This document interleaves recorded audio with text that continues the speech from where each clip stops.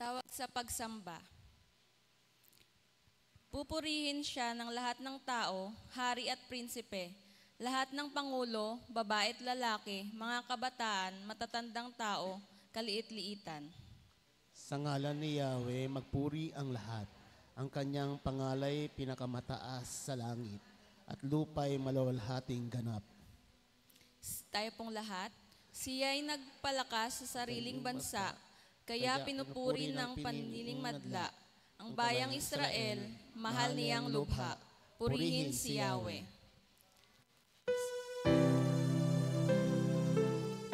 Sa awit ng pagsamba, awitin po natin ang To God be the glory.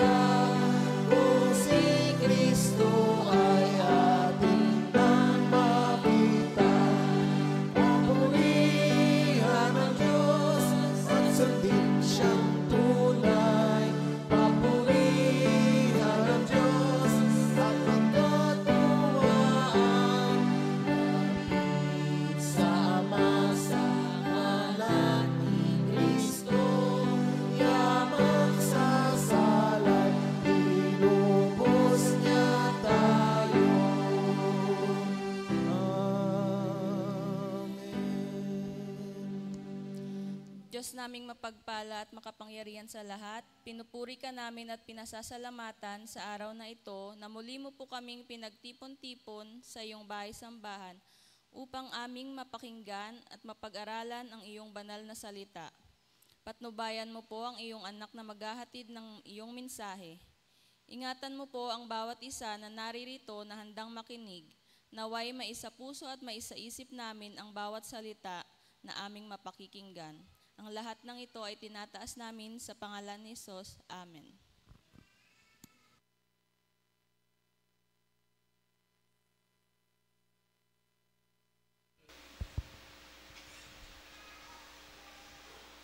Praise the Lord. Good morning po sa ating lahat. Pwede bang batiin natin ng good morning yung mga katabi natin?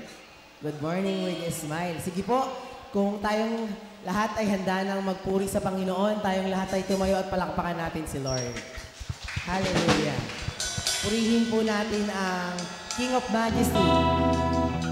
Naniniwala ako na isa sa mga gift ng Lord yung kaligtasan. Isa sa mga espesyal na gift. Kaya bilang tayo ng mga anak ng Diyos, patuloy natin ibalik sa Kanya yung papuri at pasasalamat. Amen?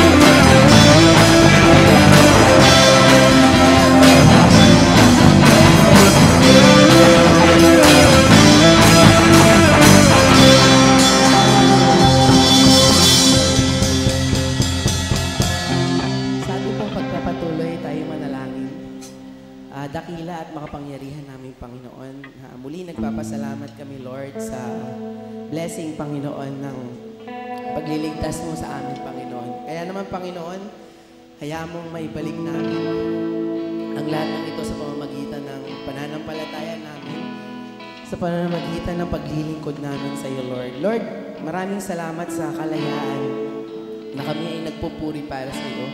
Maraming salamat sa kalayaan na kami nakakapagsamba para sa iyo, Panginoon. And right now, Panginoon, kami ay may kanya-kanyang dalahan. Ilan sa amin, Panginoon, may mga silent battle na nararanasan. And right now, Lord, alam namin na Ikaw, yung Diyos na kayang mag-heal yung lahat ng sakit na nararanasan namin. Lord, physically, emotionally, Panginoon, and spiritually, right now, as we declare, as we sing this song, Panginoon, hayaan mo na Ikaw yung maitaas namin. Ikaw yung maging sandigan ng Panginoon namin sa tuwing kami ay magdadawag, Panginoon. And right now, Lord, hayaan mo maranasan namin yung pananapis mo. In Jesus' name. In Jesus' name.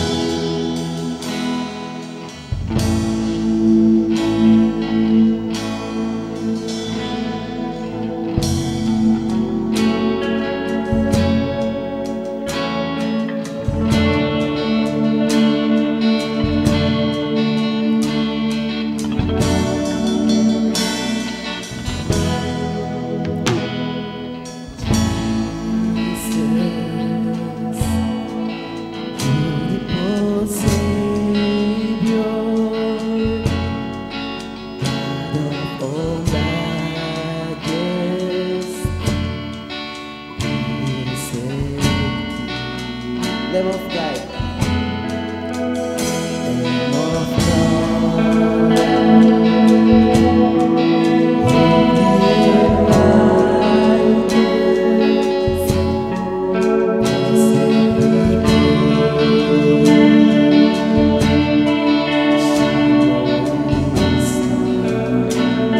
Of the heavens. Of the heavens.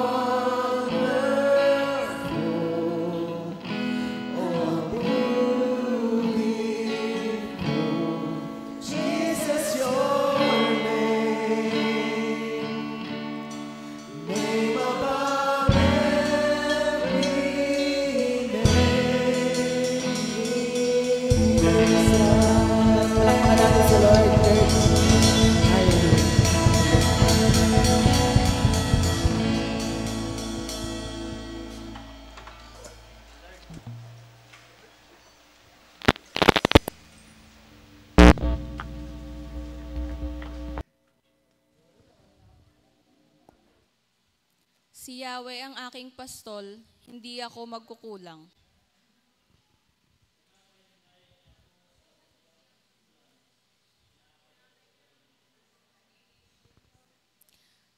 Pinapanumbalik ang aking kalakasan at pinapatnubayan niyang sa tamang daan, upang aking parangalan ang kanyang pangalan.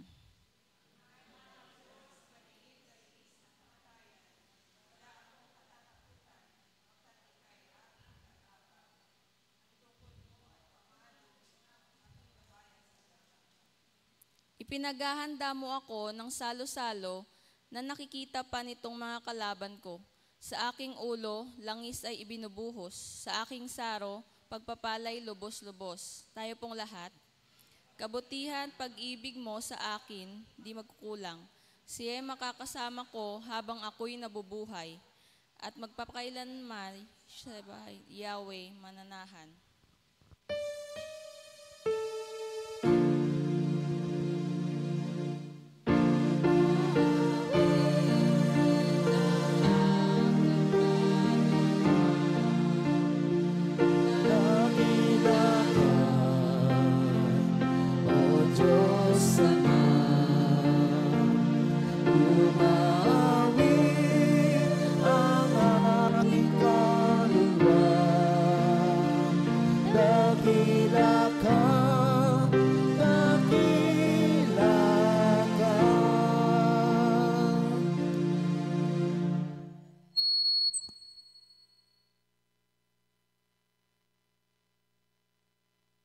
Isang pinagpapalang umaga po sa ating lahat. God's morning. Ngitian natin yung ating mga katabi. Ayan. Isang napakagandang umaga na ipinagkaloob sa atin ng Panginoon. Ganon din ay bumabati tayo sa ating mga kapatid, kaibigan at kamag-anak na kasama natin via live streaming. At tayo po ay nagpapatuloy sa ating pong pagsamba. Kumusta po kayo nung Lunes? Kayo po ba ay bumoto? Nalagyan ba ng ink yung inyo pong hintuturo? Isang pribilehiyo na ma-exercise ang ating pong mga karapatan na bumoto. Ang pangalawang tanong ay, nanalo ba yung binoto nyo? Opo, dahil tapos na ang eleksyon, sa Kristiyanong pananaw po ay kung sino yung nanalo, yun na po yung ating naihalal na pamunuan na ating ipapanalangin at susuportahan. Kaya po, tayo po ay papanalangin ang mga susunod na yugto ng ating mga pamunuan sa buong Pilipinas. Mayroong disappointments pero mayroong magagandang nangyari. And we are hoping sa 2028 ay magiging mas maganda na. After election po, yung ating pong minimisyonan na church, ang Emmanuel Methodist Church ay kasama yung mga deaconesses, si Teacher Casey at saka si Teacher Eden, dahil bakasyon namin doon, kami po ay nagsagawa ng Vacation Bible School sa Emmanuel Methodist Church at nakapagpag-graduate po ng 34 na bata. 34. Ngayon namang coming week po ay dito po sa atin.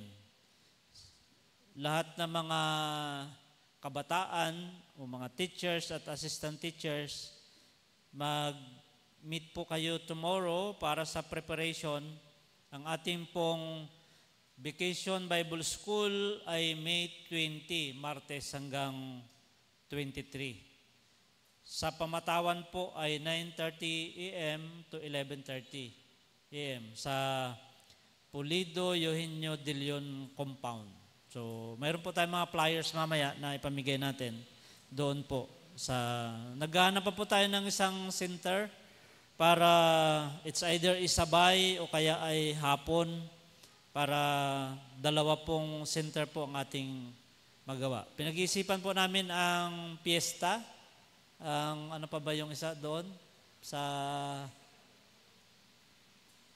Sige po, mamaya po pag-usapan natin para hindi ano po yung time na 2 agad pong center yung magampanan natin. Pwede po kayong makibahagi sa pamagitan ng pag-sponsor ng snacks o lunch po ng mga teachers para po sa ating pong gawain na ito. Makipag-ugnayan na lang po kayo kay Rona o kay Teacher Casey. So yun lang po ang ating mga announcements. Tayo pong lahat ay sama-sama pong yumuko. Kausapin ng Panginoon. Ibigay sa Kanyang lahat ng kabigatan. Ganon din po ay bigay natin sa Kanyang papuri at pasasalamat. Hallelujah, Jesus. Aming Ama at aming Diyos, salamat po sa panibagong araw. May lakas, may sigla. Mayroong pagkakataon na ikaw ay sambahin sa Espiritu at sa katotohanan. Na mayroong isang buhay na Diyos, laging sumasama sa amin. Ang pangako mo na hindi mo kami iwan at hindi niyo po kami pababayaan ay lagi po naming nararanasan. Salamat po. Hindi lamang sa panahon ng Sundays of Easter, kundi sa lahat ng panahon, noon, ngayon, bukas at magpakailanman, ikaw ay Diyos na buhay at buhay ka magpakailanman. Diyos na makapangyarihan sa lahat, Ama na nagmamahal sa bawat isa. Narito po kaming muli, Panginoon, na yung mga anak. Patawarin niyo po kami sa aming pagkulang at pagkasala. Salamat po sapagkat masagana lagi ang iyong habag. Sa tuwing kami po ay manghingi ng pagpapatawad, agad niyo po itong ginagawad sapagkat mas nakahanda kang magpatawad kaysa magparusa. Masagana ang iyong pag-ibig, nananatili kang tapat kahit hindi kami maging tapat.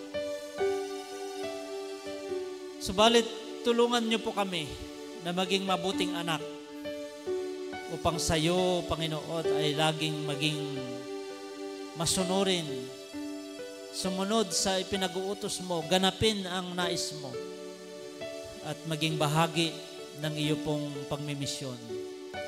Pagpalain niyo po ang bawat isa, ang bawat pamilya.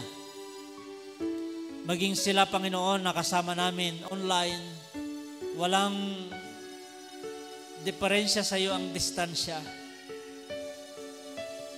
Kinukukup mo kami ng iyo pong malabay na kamay at handa mo po kaming pagpalain sa araw na ito. Bago kami manalangin, alam mo na po ang aming mga pangailangan. Bago kami pumunta dito, naghanda ka na po ng pagpapala para sa amin. And we claim, Lord, your blessings you prepared for us ahead of this time, Lord. Pinagpala mo na po kami. At inaangkin namin ngayon, O Diyos, ang mga pagpapala ng kalakasan, kagalingan. Mayroong mga pinagdadaan ng mga karamdaman, pero higit ka sa mga ito, sapagkat ikaw ay Diyos ng pagpapagaling. You are our Jehovah Rapha, the one who heals. And we apply your stripes on the cross, your blood shed at Calvary. And we speak healing sa mga ipinapanalangin ng iyong mga anak. We speak healing. Pagpalain niyo po kami, Panginoon, ng kagalingan at kalakasan. Ibalik niyo po ang nawalang lakas na higit pa sa dati. At alam po namin na nandyan ka upang kami po ay bigyan ng lakas. Sa bawat pagsubok, mayroong kang solusyon. Sagot mo rin, Panginoon, ang lahat ng aming mga pangailangan. At maraming beses mo nang napatunayan that you are the God of more than enough.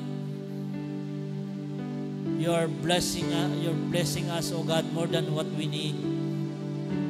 Higit pa sa aming mga pangailangan. Minsan, hindi namin hiningi, pero binigay mo pa rin. At sa lahat ng mga ito, lubos po ang aming pagpapasalamat.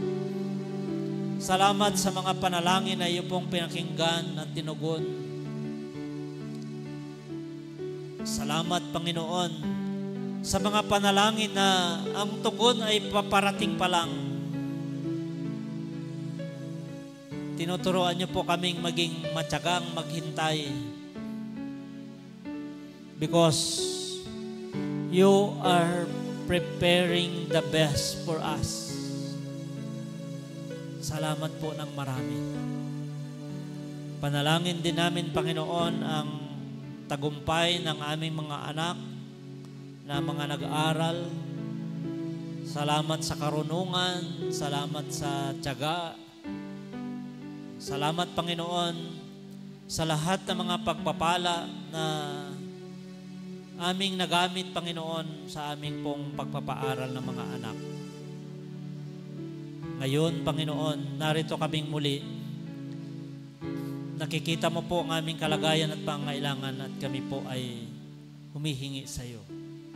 Sabi mo, Panginoon, kung ano ang kailangan namin, hingin namin.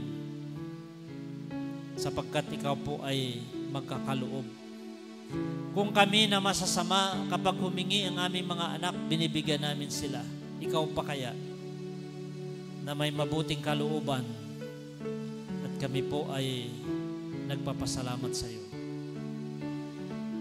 Nagpapasalamat din po kami, Panginoon, sa natapos na midterm election. Ang ibang pinili namin ay nanalo, ang iba ay hindi. Yet, ang aming pong panalangin sa kanila, salamat po sa mapayapa at maayos na halalan. Dalangin namin sila na pinili ng mas nakakaraming taong bayan. Maglingkod sila, Panginoon, ayon sa iyong kalooban. Pagpalain niyo po ang aming bansa. Alam po namin na mas mayroon ka pang magandang plano kaysa sa kasalukuyang nagaganap. We continue to declare that Philippines is for Christ and that this only Christian nation in Asia will be your partner in advancing your kingdom on this earth. Gamitin niyo po kami sa iyo pong gagawin na revival sa bansang Pilipinas at sa mga kalapit na lugar. Pagpalain niyo po kami. Lord, i-bless niyo po ang aming iglesia, ang Castillejos Methodist Church. Ang aming pong gawain sa May 24, ang First Episcopal Jurisdiction Conference. Pagpalain niyo po kaming lahat, Panginoon. May this new church, O God, be under your care.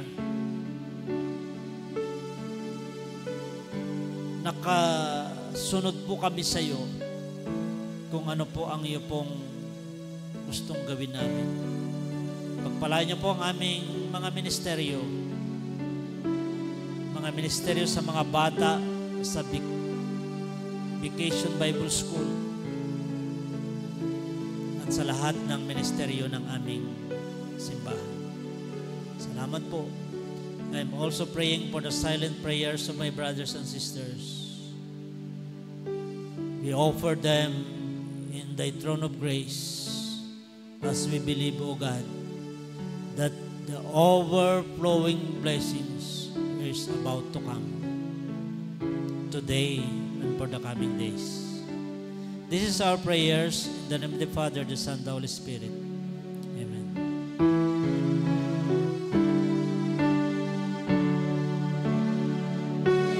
Jesus.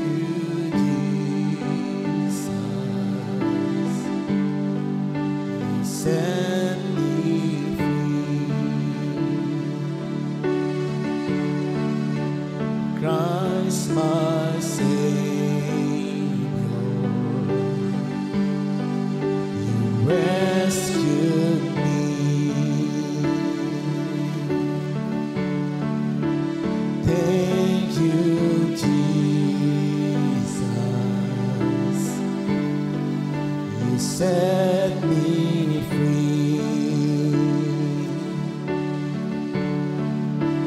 Christ my Savior, you rescued me.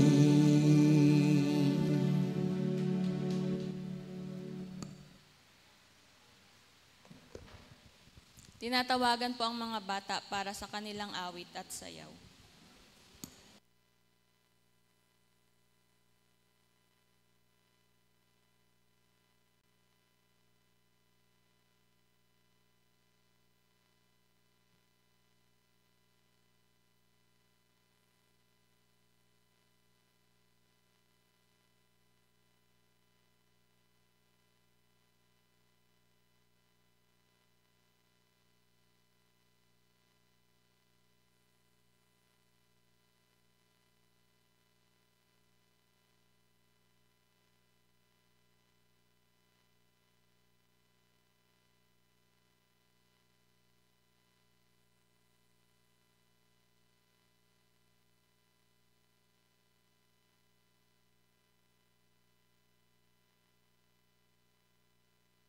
Our God is a great big God. Our God is a great big God. Our God is a great big God, and He holds us in His hands. Our God is a great big God. Our God is a great big God. Our God is a great big God, and He holds us in His hands. He is higher than a skyscraper, and He's deeper than a submarine. He is wider than the universe and beyond my wildest dreams. And He's known me and He's loved me since before the world began. How wonderful to be a part of God's amazing plan. Our God is a great big God. Our God is a great big God. Our God is a great big God, and He holds us in His hands. Our God is a great big God. Our God is a great big God. Our God is a great big God, and He holds us in His hands. He's higher than a skyscraper and deeper than a submarine. He's wider than the universe and beyond my wildest dreams. And He's known me and He's loved me since before the world began. How wonderful to be a part of God's amazing plan. Our God is a great big God. Our God is a great big God. Our God is a great big God, and He holds us in His hands. Our God is a great big God. Our God is a great big God. Our God is a great big God, and He holds us in His hands. Our God is a great big God. Our God is a great big God. Our God is a great big God, and He holds us in His hands. And He holds us in His hands. And He holds us in His hands. And He holds us in His hands.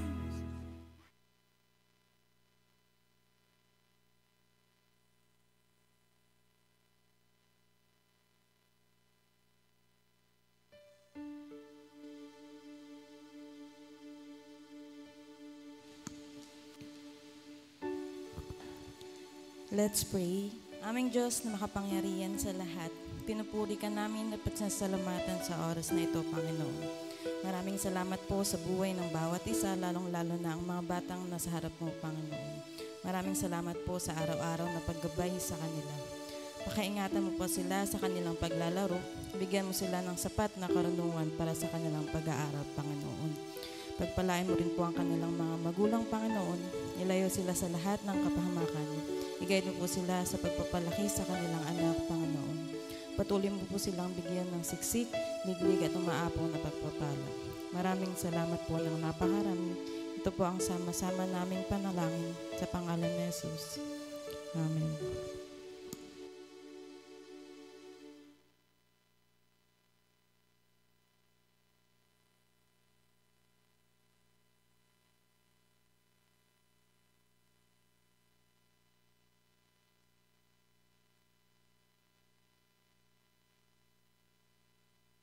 Samahan niyo po ako sa pagbasa sa banal na kasulatan, sa Bagong Tipan, Gawa 11, talata 1 hanggang 18.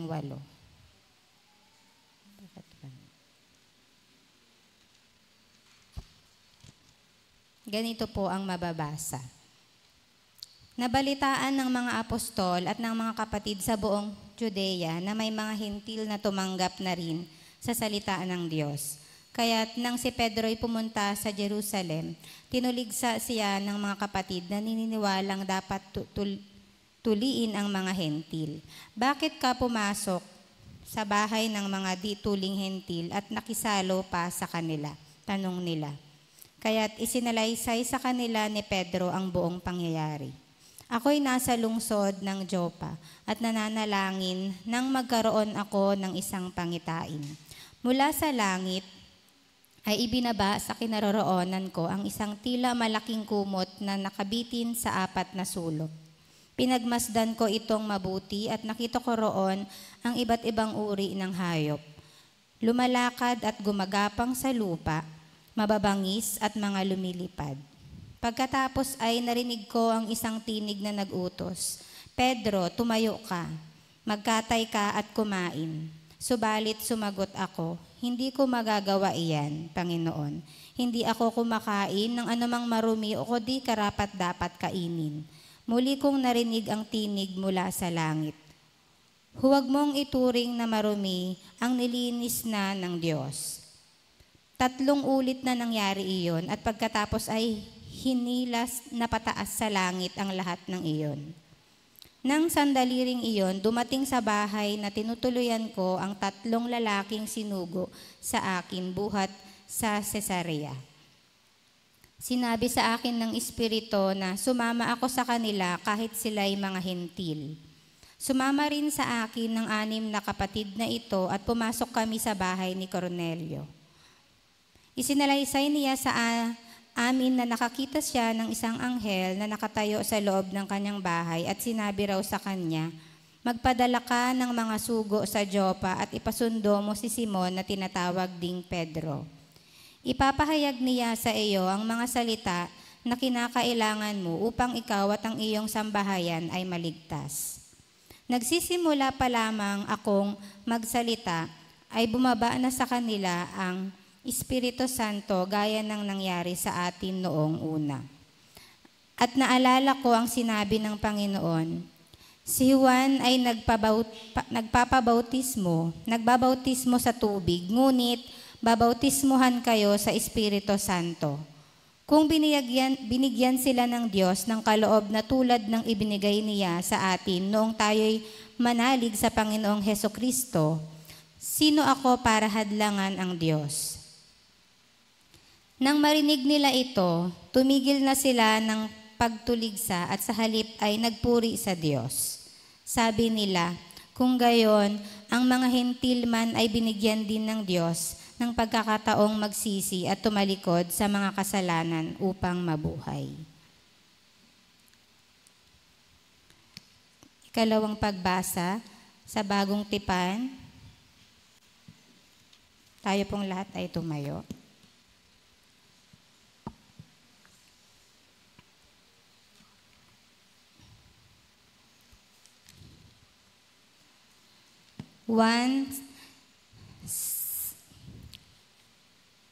Kapitulo 10, versikulo 22 hanggang 30.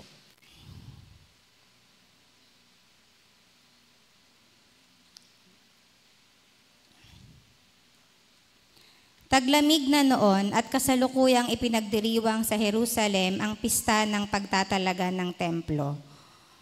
Habang naglalakad si Jesus sa templo sa portiko ni Solomon, pinaligiran siya ng mga Hudyo at sinabi sa kanya, "Hanggang kailan mo kami paghihintayin? Kung ikaw nga ang Kristo, sabihin mo na ang maliwanag."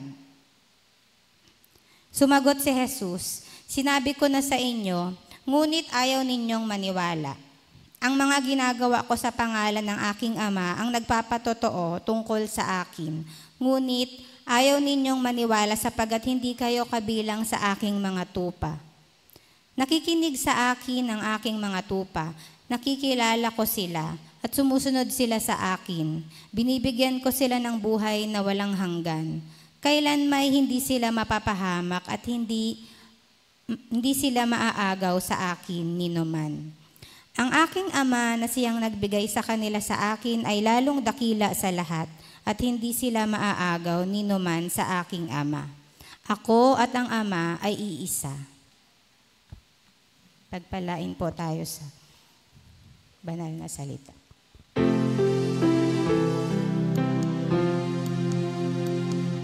Beautiful words, wonderful words, wonderful words of life. Beautiful words, wonderful words, wonderful words of life.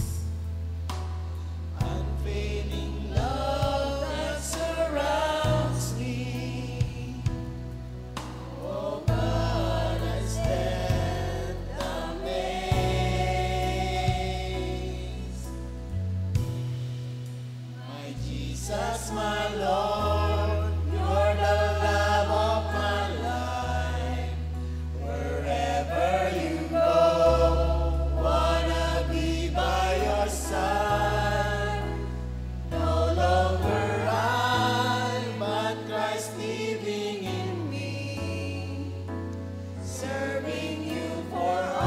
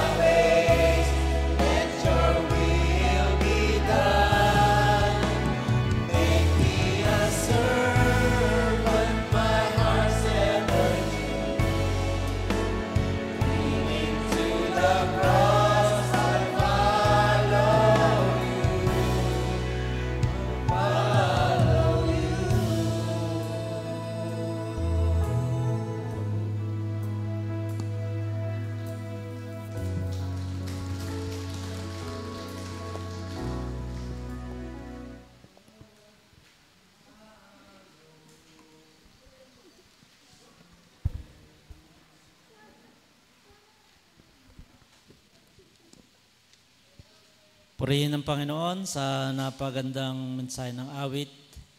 Inihanda tayo ng Diyos upang pakinggan natin ang Kanya pong mensahe. Sige po, palakpakan natin si Lord.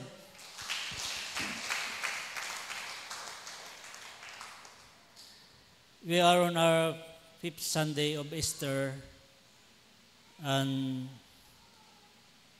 we are on the series of messages about Easter and resurrection of Jesus. Tayo po ay tinatawag na Easter people. Kaya paano daw ba natin i-classify o makilala sila, yung mga Easter people? Sila yung laging nakangiti. Tingnan nga ninyo yung mga katabi niya kung laging nakangiti, laging masaya, lumulundag lagi sa tuwa, sa biyaya ng Panginoon. Yan po ang mga palatandaan ng Easter people and some other things na pag-uusapan natin sa ating pong mensahe. I combine text noong nakaraang linggo dahil Mother's Day tayo, di ba? Iba yung text yung ginamit. So, pinag-swap ko po. Let us try po na natin. Nagustuhan ko po itong sa ating pong talakayan ngayon. I just copied it sa John chapter 10 verse 22 to 30. Pinamagatan niya itong in the permanent grip of the Good Shepherd. I'm reading some portion of our text from John chapter 10, verse 22 to 30. It was winter and the festival of the dedication of the temple was being celebrated in Jerusalem. Jesus was walking in Solomon's porch in the temple when the people gathered around him and asked, "How long are you going to keep us in suspense? Tell us the plain truth. Are you the Messiah?" Jesus answered, "I have already told you, but you would not believe me. The deeds I do by my Father's authority speak on my behalf. But you will not believe, for you are not my sheep. My sheep listen to my voice. I know them and they follow me. I give them eternal life and they shall never die. No one can snatch them away from me. What my Father has given me is greater than everything, and no one can snatch them away from the Father's care. The Father and I are one." Ngunit ayaw ninyong maniwala sapagkat hindi kayo kabilang sa aking mga tupa. Nakikinig sa akin ang aking mga tupa, nakikilala ko sila at sumusunod sila sa akin. Binibigyan ko sila ng buhay na walang hanggan at kailanman di sila mapapahamak. Hindi sila maagaw sa akin inuman.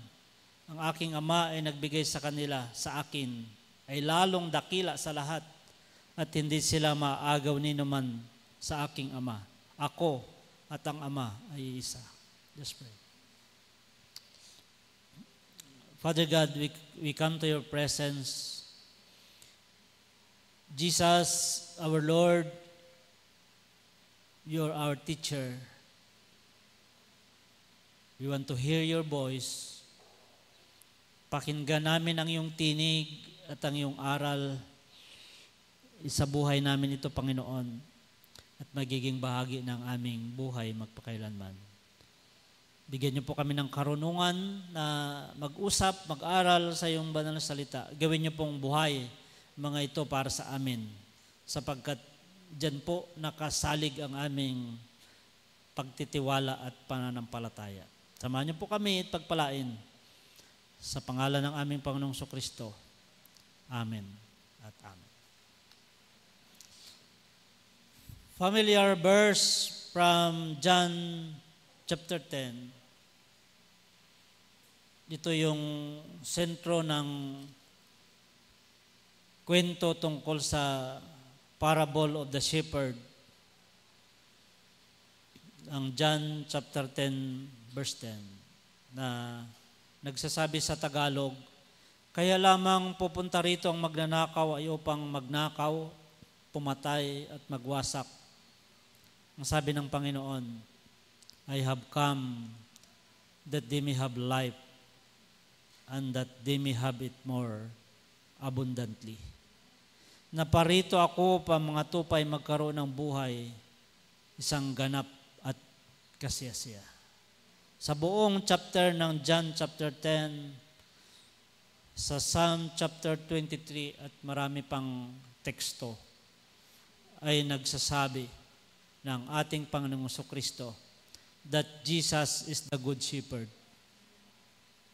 In contrast ng first lines ng John chapter 10, the thief does not come except to steal and kill and to destroy. Kaya maliwanag po, Jesus is the good shepherd and Satan is the bad shepherd. Huwag po natin kalilimutan that there is always the other side of goodness na mayroong masama at yan po ay si Satan. Hindi naman siya ordinaryong tao lang. Yun yung Tagalog version lang. Jesus is the good shepherd and we are the sheep. Tayo po ay mga tupa na inihaluntulad ng ating Panginoong Kristo. Kaya mag-review po tayo. Di ko alam kung 2 years ago pinag-aralan po natin ito.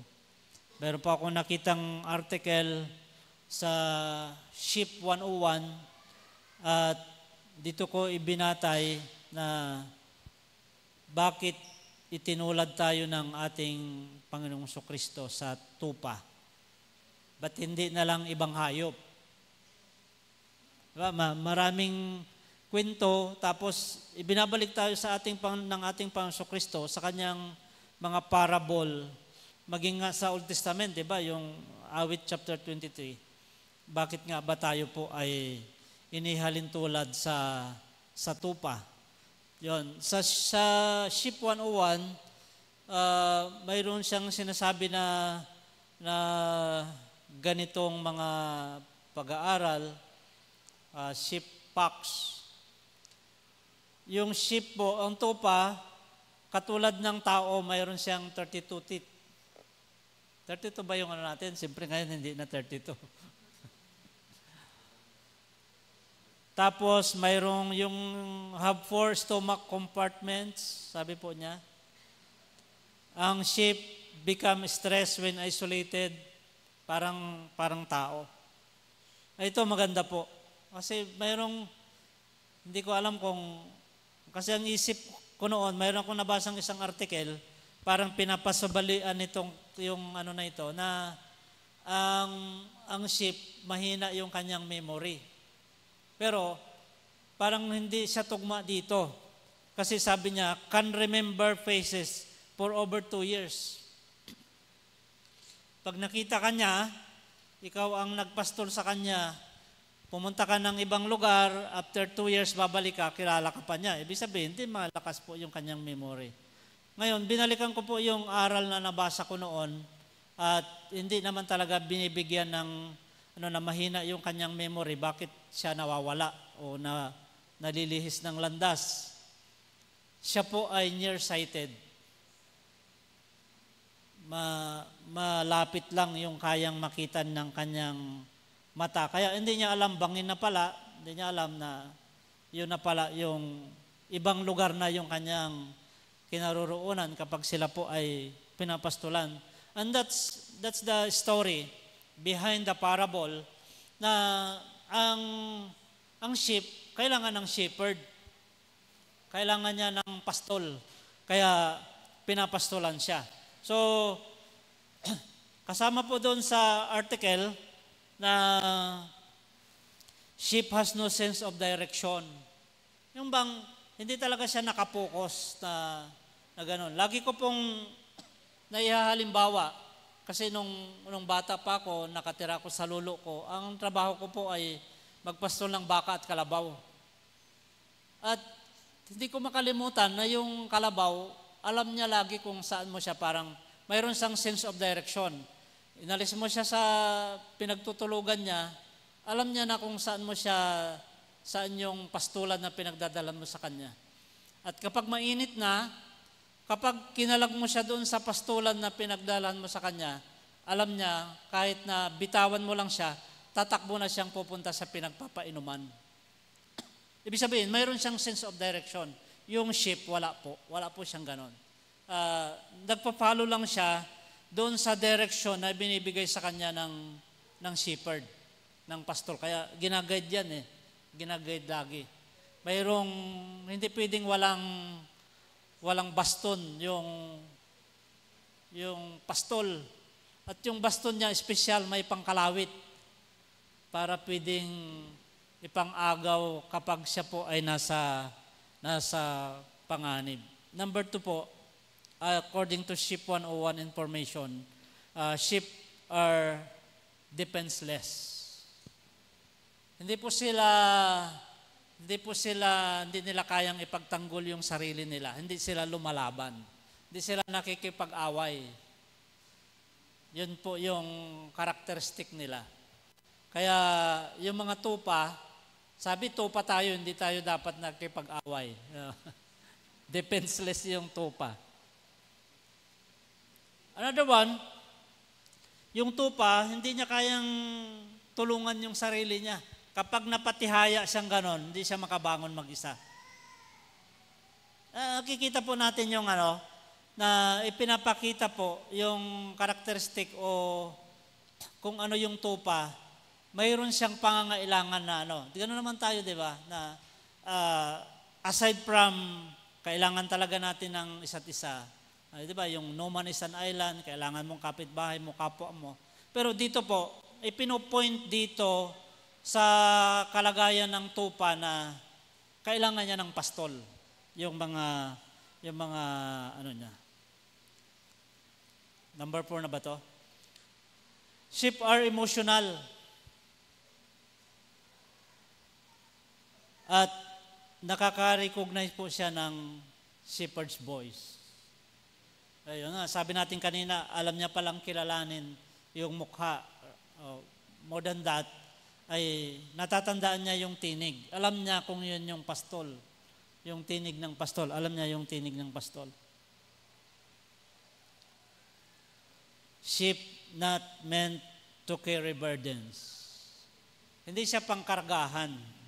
Alala natin nung Triumphal Entry Sunday na pinag-usapan natin yung tungkol sa asno. Ang asno na sinakayan ng ating Panginoong Sokristo, ang sinasabi doon na isang katangian ng asno, hindi talaga siya pangkargahan. Ay mali, pangkargahan siya. Ito naman hindi.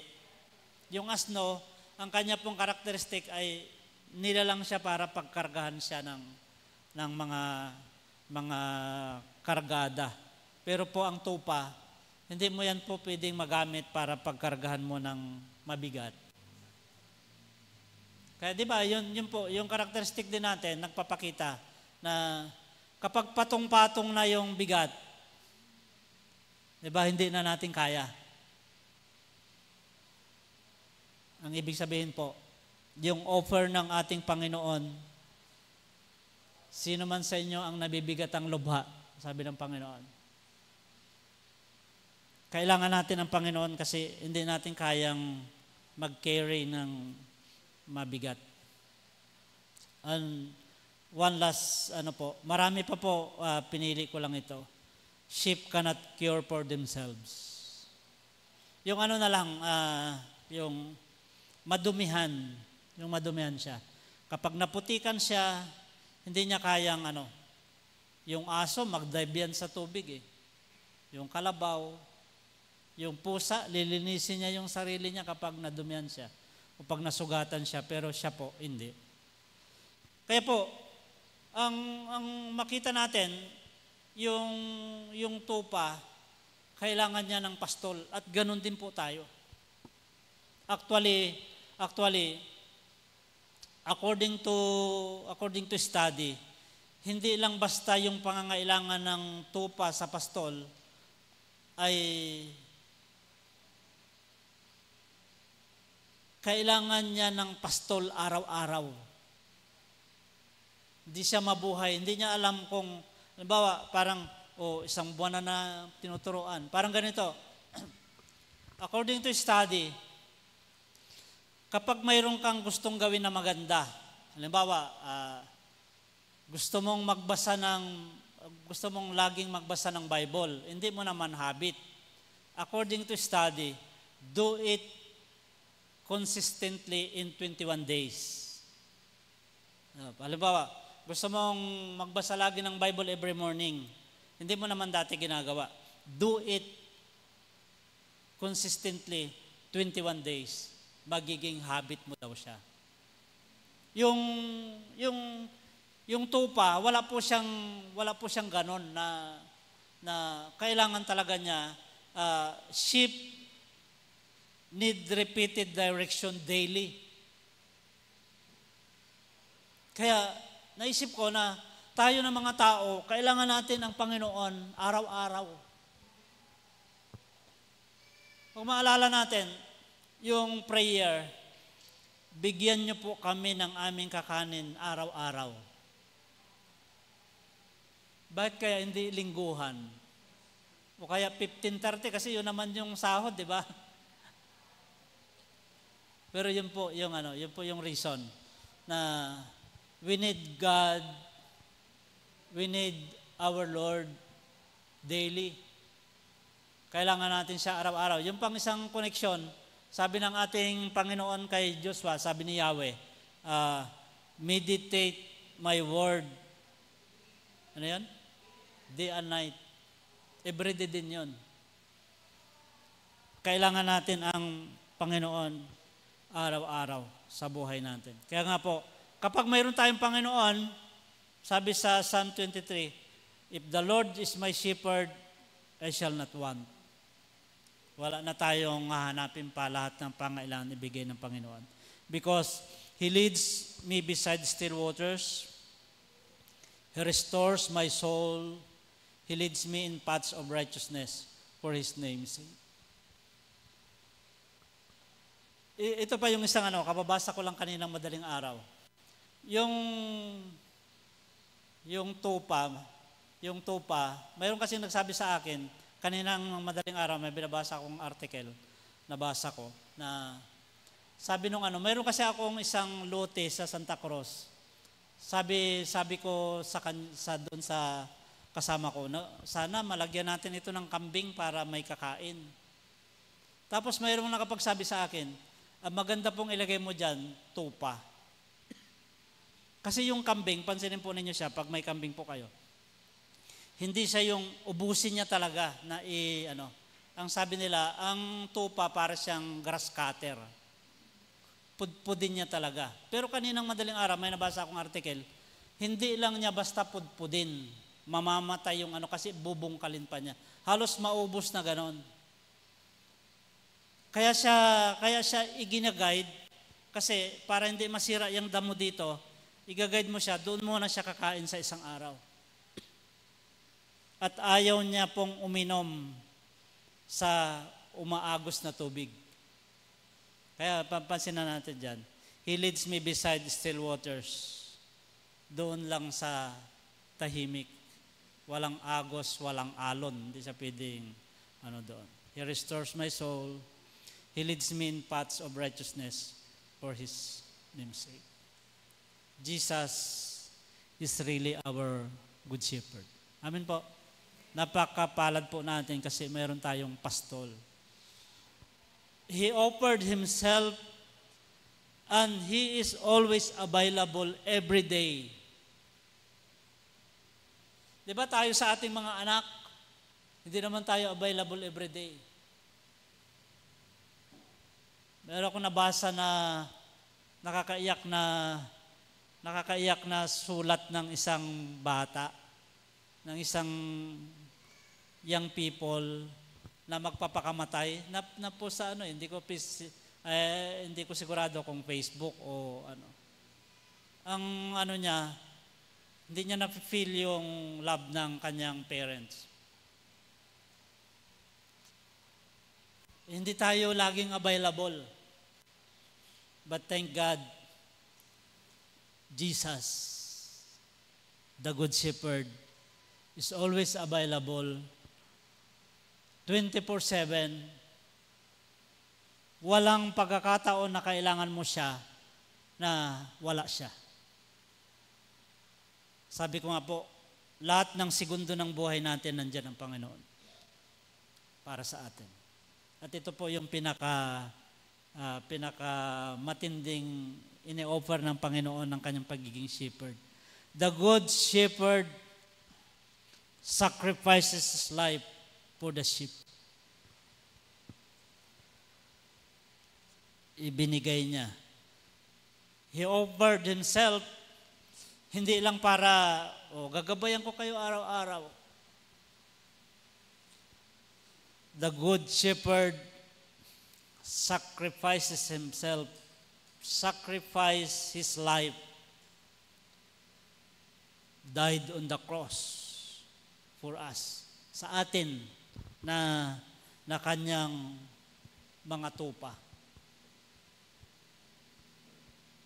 Kaya pag-isipin natin yung parable, the Good Shepherd sacrifices his life for the sheep, and he became one of us.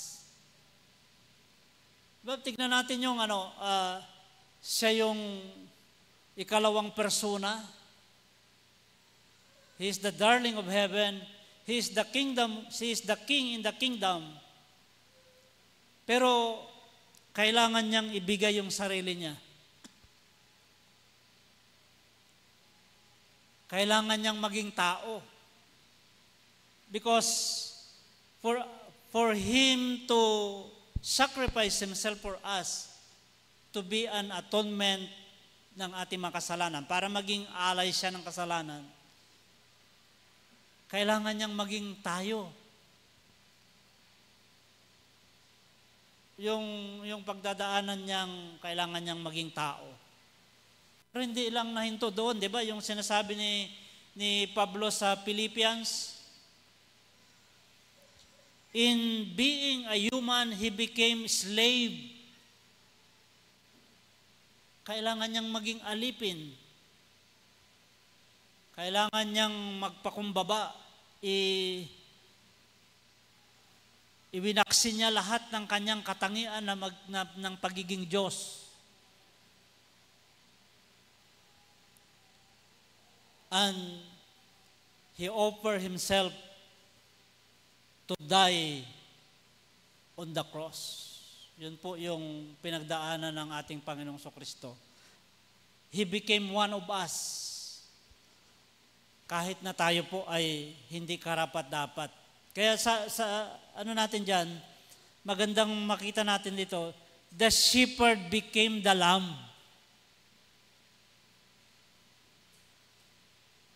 Yung irony, makita po natin yung irony, that Jesus, being the shepherd, yung nagpapastor siya ng tupa. Bakit kailangan siya ng tupa? Kasi nakita natin yung mga karakteristik ng tupa, hindi talaga pwedeng walang pastol. Jesus did not only became one of us.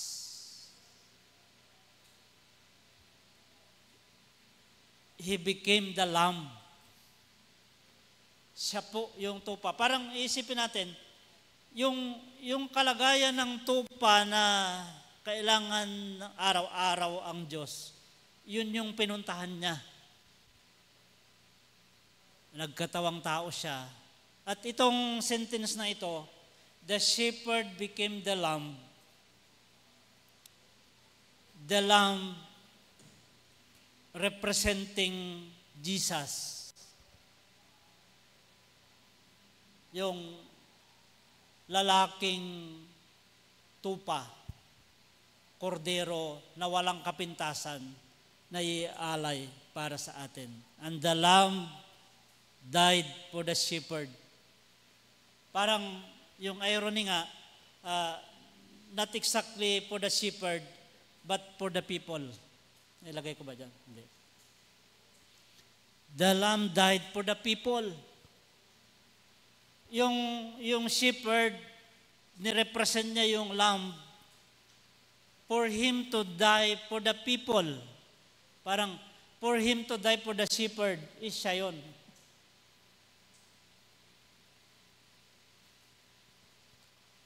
And Jesus, part of sacrificing His life for the sheep, binigyan niya tayo ng karapatan na magkaroon tayo ng relationship sa Kanya. He is our Savior, He is our healer, He is our friend, He is our shepherd. And through His words, sa Kanyang mga salita, binigyan niya tayo ng sense of spirituality for us to recognize His voice. Para, ay, galing yan sa Panginoon. Diba, pag nagbabasa ka, kailangan mong mag-decide, kailangan mong ma-recognize yung tinig ng ating Panginoon, ang ating pong dakilang pastor. Sabi niya dito sa binasa nating text, nakikinig sa akin ang aking mga tupa, nakikilala ko sila at sumusunod sila sa akin. Kasi if we cannot recognize the voice of the shepherd, maaring maligaw tayo at hindi tayo makasunod sa Kanya.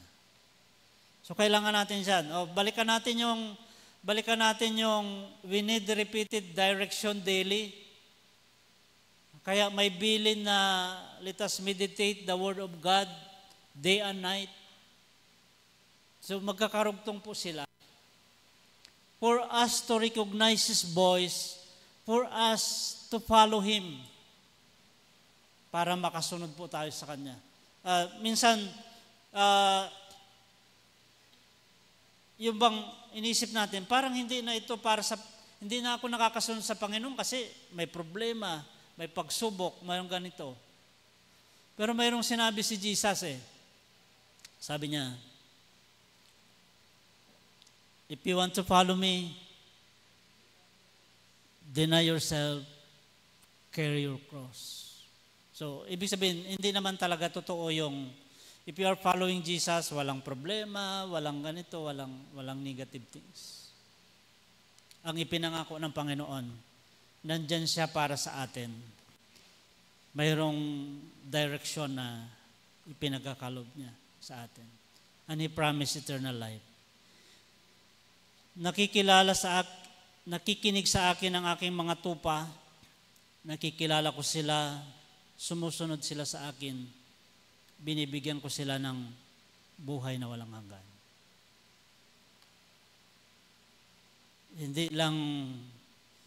Hindi lang pang yung inoffer ng Panginoon ay hindi lang relasyong pangpastol at tupa,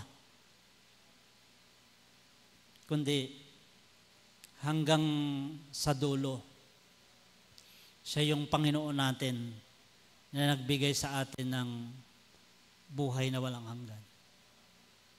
Na hindi lang dito sa lupa, na hindi lang pansamantala ang relasyon na binigay ng Panginoon at ang benepisyo ng relasyon na ito na Panginoon tagapagligtas natin siya ay hindi lang pansamantala, ni hindi lang din pansamantagal, kundi eternal. The blessing, the promise of God is the blessing of eternal life. And that is the greatest blessing ever na pwede nating maranasan. The Good Shepherd promised that no one will perish. Binigyan ko sila ng buhay na walang hanggan at kailanmay hindi sila mapapahamak. Kapag nasa pag-iingat tayo ng Panginoon at naririnig natin yung tinig niya, ibig sabihin, mayroon na naririnig natin yung direksyon niya, hindi tayo mapapahamak. Hindi lang yung makapunta tayo sa langit, pero in everyday. Mayroon akong fresh testimony. Last Wednesday, kasi nandun na kami sa Santa Cruz, bumoto kami, tapos nag-DBCS. Uwi na ako ng Wednesday night dito. Nagdadrive ako na mag-isa. Pero yung umaga ng Wednesday, parang nagising ako na medyo masakit yung bato ko, tapos may sakit dito sa likod ko. Pero hindi ko na ininda, nag-work pa ako eh. Dahil mag-aabono ako sa mga mangga, tinuturoan ko yung tao ko doon na paano mag-pruning. Ito sabi ko, wala nang yung sanga na ito, mayroon kaming yung panglagari na mayroong tinuturoan ko siya, pero mas marami akong nagawa muna bago siya. Tapos iniwan ko na siya. Wala namang Pero nung nagde-drive na ako, malapit na ako makarating sa Masinloc. Parang nag-lock yung likod ko, hindi ako makakilos na gano'n. Itinabi ko yung sasakyan. Tumawag ako kay mama, tumawag kay Casey, tumawag ko sa kapatid ko. Hindi ko na kaya, parang iniisip ko, mas madali akong bumalik kaysa tumuloy dito. Pero ang ginawa ko, nag-pray ako. Kaya hindi kami nag-usap ni Mrs. ko na yung ating midweek na mininsahe niya. Yun yung pumasok sa isip ko. Kasi sabi ko, ano kaya ito? Mayroon naalala ko,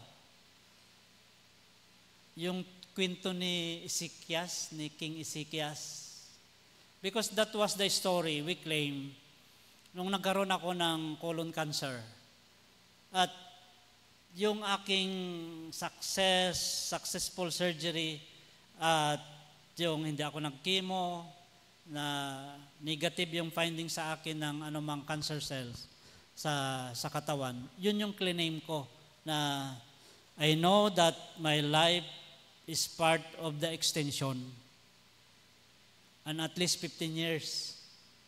4 years pa lang, Lord. So nagpapray ako, Lord, 4 years pa lang ang nakalipas. Nangako ka na mayroon pa akong 15 years. So ibig sabihin, Lord, I am claiming the 11 years pa. Nagpray ako, kinas-out ko yung tumatawag yung kapatid ko, sabi niya, bumalik ka sa sabi nila una pala, kung saan ka, huminto ka na at susunduin ka namin. Pero sabi ko, parang kaya ko naman mag-drive. Hindi ako nahihilo eh. Kasi inisip nila, baka high blood o Sabi nila, sige, sasalubungin ka na lang namin, sila Casey, sila Dex, kasi andun sila. Pero sabi nila, malapit na kasi yon. Pagbabalik ako, malapit na ako sa Candelaria Hospital. Sabi nila, punta na daw ako sa emergency. Isugod ko na yung sarili ko sa emergency. Pero parang kaya ko naman. So bumili ako ng gamot, wala dito si Dr. Diaz. Mayroong special na gamot na binibigay sa akin si Dr. Diaz pag masakit yung likod ko. Nakabili ako ng ganon sa tapat ng hospital at mayroon pang isang gamot na nabili ko. Uminom na ako kaagad. Tapos sabi ko, pinagaling na ako ni Lord. Nagbalik na ako sa bahay. Mag-isa ko lang na natulog kasi sila sa bani sila natulog. I am so thankful to God na mayroong times na akala mo ay mapapahama ka na. Nung sabi ng kapatid ko, tumatawag yung kapatid ko, sabi niya, punta ka na sa emergency, sabi niya. Ang pumasok agad sa isip ko, may family altar pa ako kila nanay. Magpipray ako sa reunion ng Nabalta. Magpipreach ako mamaya sa Kabanggan. Nakauuna ako sa mid-year institute ng mga young people sa Pangasinan sa Merkules. Parang lahat pumapasok sa isip ko na gano'n, Lord, kailangan mo pa ako.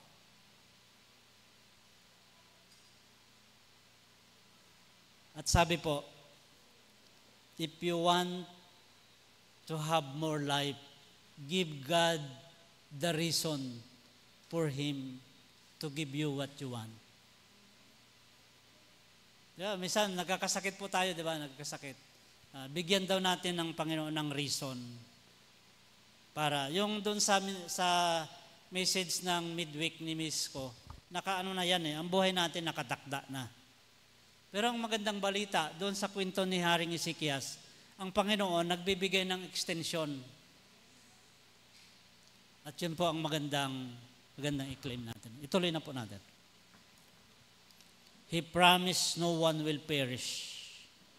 And He promised nobody will snatch us to the Father's hand. Nasa kamay tayo ng Panginoon. Makapangyarihan man ang kaaway, ang pangako ng Panginoon, what my Father has given me is greater than everything, and no one can snatch them. No one can snatch them away from the Father's care. We are under Jesus' care, our good shepherd, and we are on the Father's care because the Father and Jesus are one. Sabi ni Jesus, ako at ang Ama ay iisa. Last one. Sa John chapter 10 verse 16, other sheep I have which are not on this fold.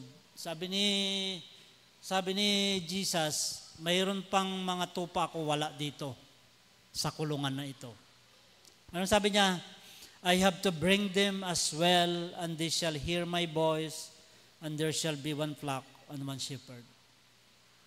Hindi tinutukoy ng Panginoon na itong simbahan lang ang maliligtas. But the one body representing Jesus, the head of the church. Ang tinutukoy niya dito, yung mga hindi pa nanampalataya at hindi pa nakakilala sa Panginoon. Tayo po ay mayroong responsibility as part of discipleship na hanapin natin yung mga tupa.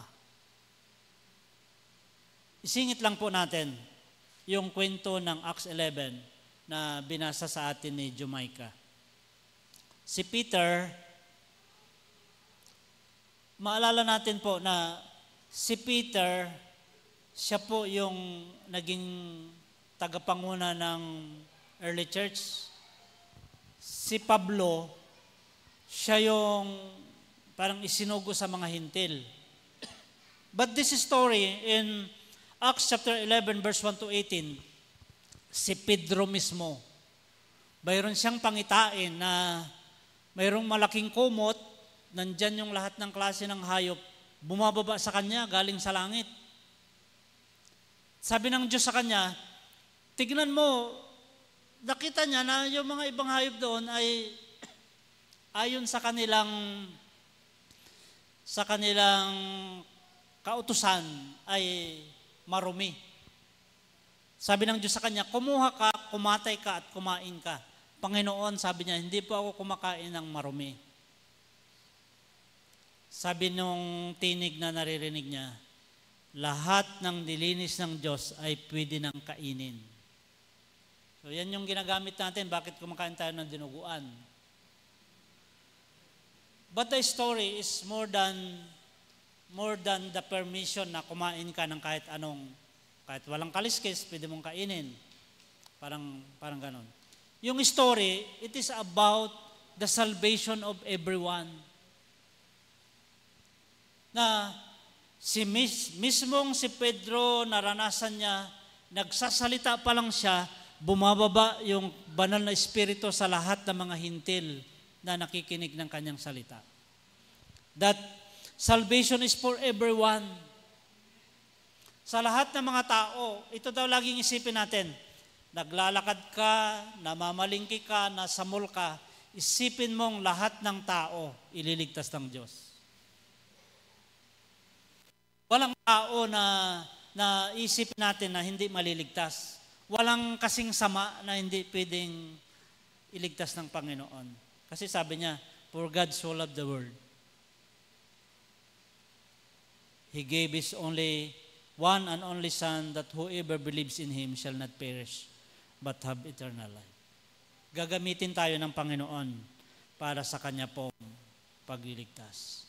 Jesus is the good shepherd, and He cares for the lost. Mayroon pang karugtong yan.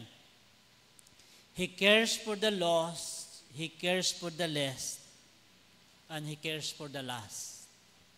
Yung mga nahuhuli, yung mga tinitignang maliit,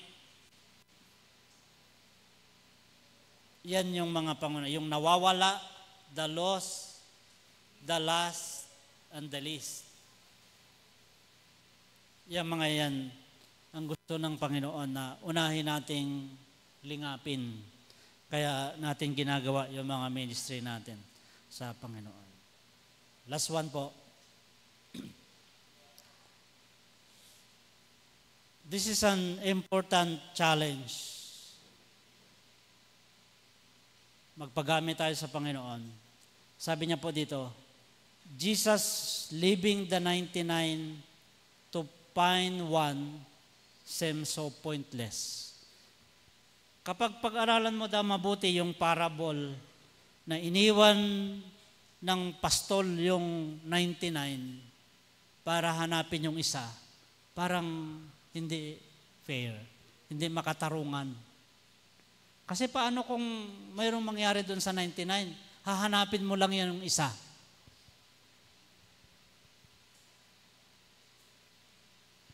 Pero sabi niya dyan, Jesus leaving the 99 to find one seems so pointless until you found that the one is you. Is you. Is you.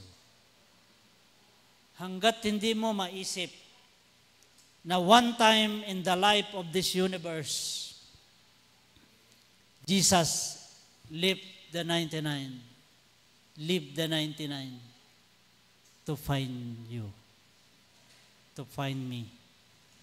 At yan po ang isang napakalaking bagay na kabahagi tayo ng Good Shepherd para hanapin yung iba.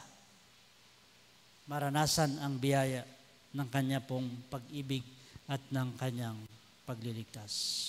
For the meantime, as we accept the challenge, let us thank God, let us thank the Lord for everything has done for us. Sa pangalan ng Ama, ng Anak, at ng Banal na Espiritu. Amen.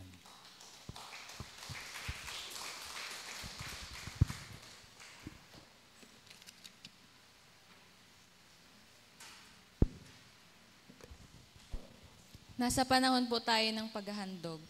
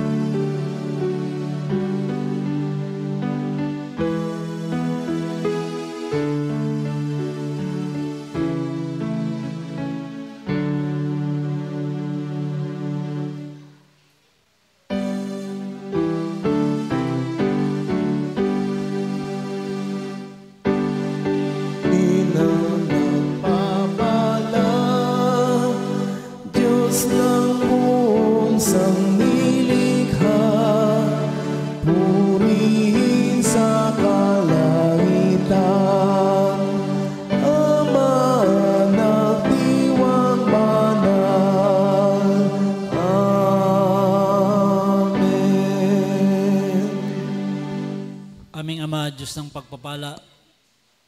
Salamat po sa araw-araw na biyaya. Higit pa sa pagkain, pinagkakalob mo po ang lahat ng aming pangailangan at higit pa. Narito po ang aming pagpapasalamat. Tanggapin niyo po, naway natagpuan niyo po ang aming katapatan na magbalik sa iyo ng para sa iyo. And through this offerings, O God, I declare financial breakthrough. Tunay ngang maranasan ng bawat isa, ng bawat pamilya, maging mga online givers ng siksik, liglig, umaapaw na biyaya. Sa pangalan ng Ama, ng Anak, ng Banal na Espiritu. Amen.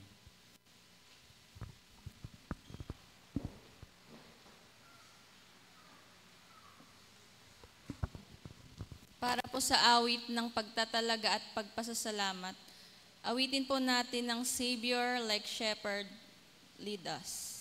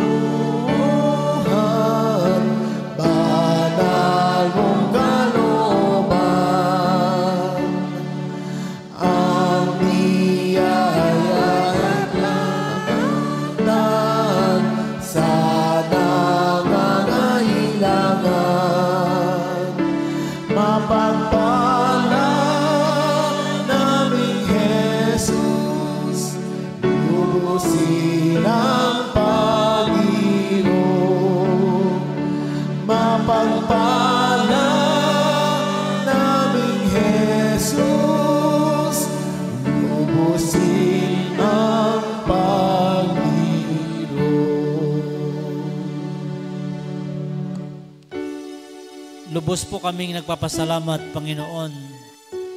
Ikaw ang aming tagapagligtas. Ikaw ang aming dakilang pastol. Patuloy niyo pong ipaunawa sa amin na inialay mo ang iyong sarili ibinoluntaryo mo ang iyong sarili upang pastulan kami araw-araw. Ipakita niyo po sa amin na ito po ang aming pangailangan.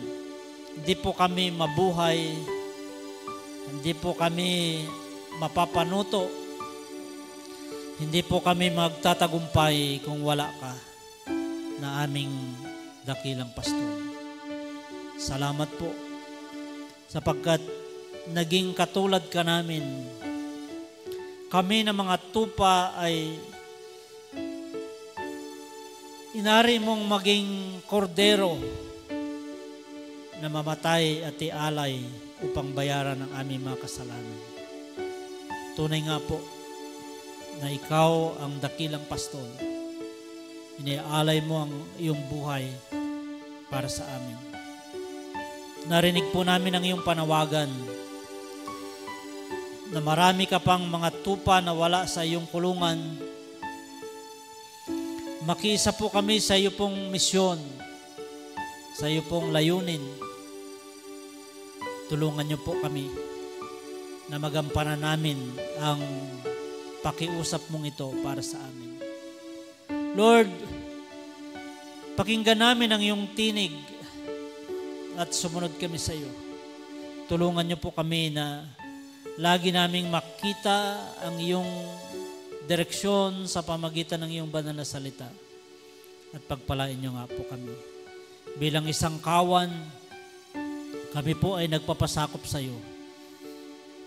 Tampok ka namin bilang Panginoon, tagapagligtas, hari ng aming mga buhay, at pastol ng aming buhay. Salamat po, patuloy kaming nagtatalaga ng aming mga sarili. Na kami ay iyong kawan, na kami ay iyong tupa, na iyong inaalagaan. Salamat po sa iyong kadakilaan, sa iyong mga pangako, na lahat ng mga ito ay tatanggapin namin. Magkaroon kami ng isang buhay na ganap at kasiyasiya dahil ikaw nga ang aming dakilang pastor. Kung aming mga panalangin sa pangalan ng aming Panginoong Kristo. Amen. Mga kapatid, kupkupin tayo ng isang pag-ibig na dakila. Pag-ibig para sa lahat at pag-ibig na hindi kukupas sapagkat walang hanggan. Maranasan natin ang kanyang kapangyarihan. Walang imposible sa kanya at lahat ay kaya niyang gawin para sa atin. Tanggapin natin ang lahat ng kanyang pangako at maranasan natin ang masaganang pagpapala. Tanggapin natin lahat ito ngayon, bukas at magpakailanman. Sa pangalan ng Ama, ng Anak, ng Banal na Espiritu. Amen.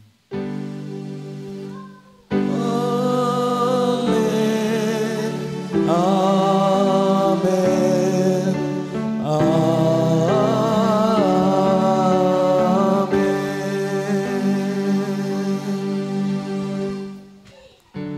Palakpakan natin si Lord. Hallelujah. Umayo tayo na taglay ang gabay ng ating dakilang pastol sa ating araw-araw. Umayo tayo at pakilala natin sa Savior. God bless us more.